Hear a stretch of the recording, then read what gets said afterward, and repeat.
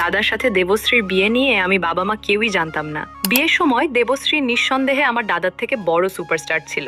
এক পডকাস্টে প্রসেনজিতের বিয়ে নিয়ে অনেক না বলা তথ্য জানিয়ে দিলেন বোন পল্লবী। ভালোবেসে দুজনকে বিয়ে করেছিলেন দেবশ্রী আর প্রসেনজিৎ। সেই বিয়ে সুখের হয়নি। তারপরও প্রসেনজিতের জীবনে অন্য প্রেম এসেছে, কিন্তু দেবশ্রীর সাথে প্রসেনজিতের বিয়ে নিয়ে অনেক অজানা কথা ফাঁস হয়নি আজও। এবার বোন পল্লবী নিজের স্মৃতি শেয়ার করলেন। খুব অল্প বয়সেই বিয়ে করেন প্রসেনজিৎ চট্টোপাধ্যায় ও দেবশ্রী রায়। তবে সে সম্পর্ক খুব বেশি দিন টেকেনি।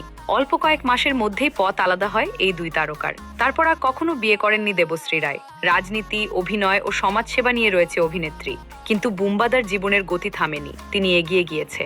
দেবশ্রীর পর অপর নাম গুহ ঠাকুর তাকে বিয়ে করেন অভিনেতা। তবে সেই সম্পর্ক কোন এক অজানা কারণে ভেঙে যায়। তবে এত বছর পর নিজের দাদার প্রথম বিয়ে নিয়ে মুখ খুললেন পল্লবী।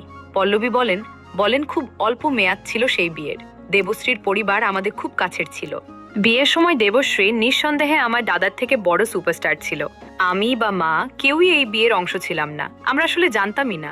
আমরা অন্য কারো থেকে জেনেছিলাম। বাড়িতে কেউ একটা এসে বলেছিল ওদের তো বিয়ে হয়ে গিয়েছে, মাকে বলেছিল। এই নিয়ে দাদার সঙ্গে মায়েরও কিছু মনোমালিন্য হয়েছিল। মাত্র 1 বছরই ওদের সম্পর্ক ছিল। তারপর ভাই আবার আমাদের পরিবারে ফিরে আসে। এরপর মা যখন মারা যায় তখন অপর্ণার সঙ্গে ডেটিং চলছিল।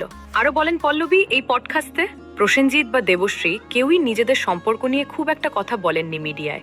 জানা যায় ছোটবেলার বন্ধু হওয়ার সুবাদে তাদের মধ্যে প্রেমের সম্পর্ক গড়ে ওঠে। এই বিয়ে নিয়ে প্রসেনজিতের মায়ের সাথে তার নিজের সম্পর্ক ভীষণ খারাপ হয়ে যায়। প্রসেনজিতের মা প্রসেনজিৎ বলতে অজ্ঞান ছিলেন।